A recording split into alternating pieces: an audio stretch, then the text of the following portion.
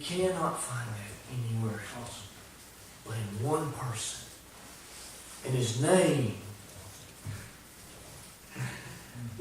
his name was Jesus. Verse 9 says, Wherefore God also hath highly exalted him, and given him a name which was above every other name.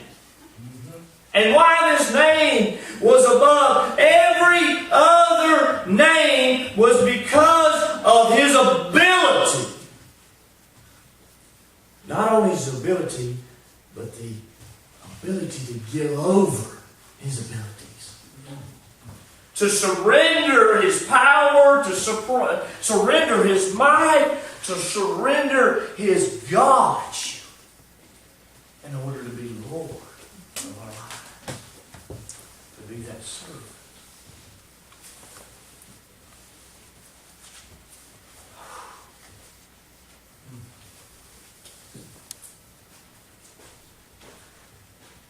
There's so much in the Bible about Jesus. There's so much also in the world about Jesus. Not just in black and white or in red in this Bible. I'm talking about right here, right now, today. You can see so much Jesus. You can see Jesus in this church. You can see Jesus in your house. He was the one that enabled the blind to see. Yes. He made the lame to walk. He raised the dead. Is he Jesus? Amen? Amen. Amen. Is he God? Amen. Is he more than anybody else in this world? Not only has he done those things, he's turned water to wine. He's walked on water. He's calmed the seas. Now, I don't know how he can have critics. I don't see how people can't believe in who he is. He didn't want riches. He didn't want fame. He didn't want buildings. He didn't want the world. He wanted us. Amen. Isn't that so amazing? He had all these abilities and he done all these things. But the reason behind doing all these things wasn't to gain more power or to gain more faith, but to gain sinners of the world. Amen. To attract the lost. What's his purpose? And that's the identity of God. That's the identity of a pure, righteous individual that is pure holiness. Yes. Absolute Godship. Not only has he done those things, but he is. Oh, Jesus. He's cleansed the lepers and cast out devils. He has cured the blood diseases. He has made people whole. Now, why does he do this? To attract.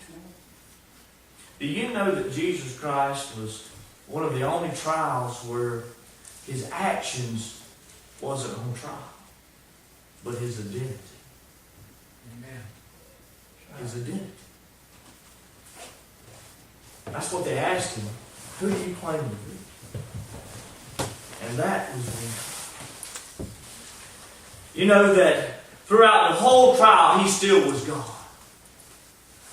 He maintained that he was the Son of God.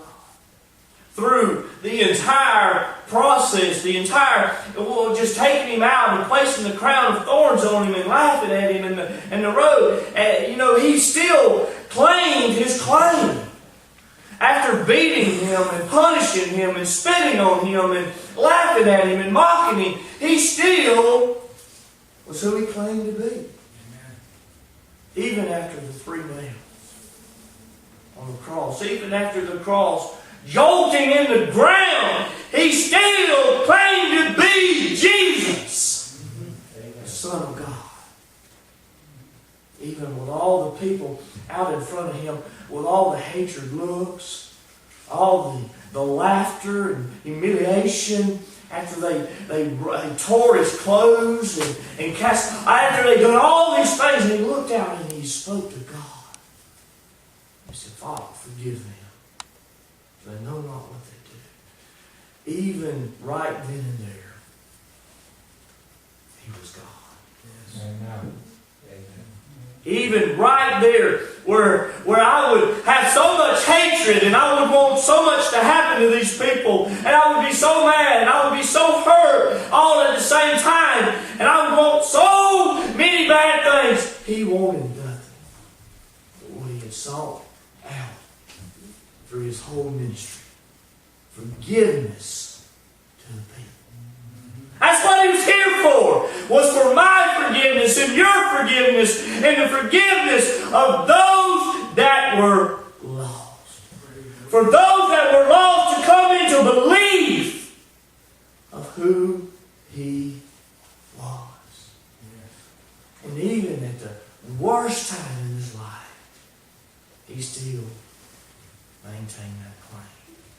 Father, forgive me. I tell you today that right now, he is the image of the invisible God. He is the fullness of God. He is the one that is coming back. He is the one that is preparing us a place. He is the Lamb. He is the one in whom God is well pleased. He is even what Peter claimed to be the Christ, the Son of God. The doubter Thomas called him his God, his Lord. Even the doubter Thomas claimed him. He is the power, the love, the mercy of God. Tonight, he is the reaching out of God himself. He is the Savior of God. He is the Redeemer of us tonight. He is the Shepherd that we belong to, and he is our forgiveness. Tonight, as I stand here, knowing tonight even more than I've known when I first met him, he is Jesus, my God. Amen. He is my Lord, my Savior, my righteousness. He is claimed to be God, but he is also the servant.